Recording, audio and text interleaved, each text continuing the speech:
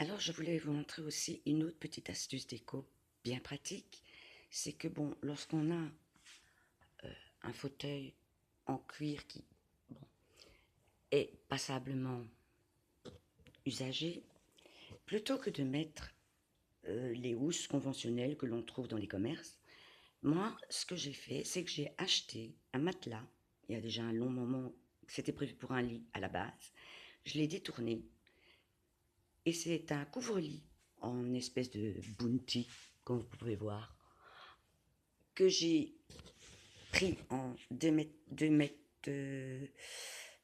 si je ne m'abuse, c'est 2 mètres 20 sur 2 mètres 40, enfin peu importe.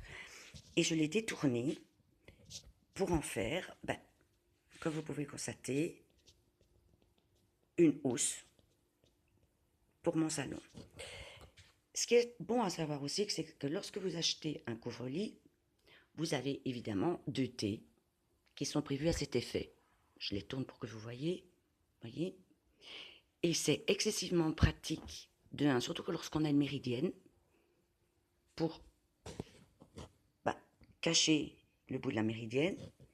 Et vous pouvez utiliser un autre coussin, toujours qui est censé être une tête d'oreiller pour le couvre-lit, pour en faire un coin où vous saurez vous reposer de façon beaucoup plus confortable. Donc c'est une alternative en fait aux housses que personnellement, je ne sais pas vous, mais moi je trouve très moche avec ces élastiques. Donc si vous voyez dans le commerce, et en plus ça revient nettement moins cher, aux périodes du blanc ou aux périodes de solde, un couvre-lit, style bounty ou pas, hein, peu importe, c'est selon vos goûts.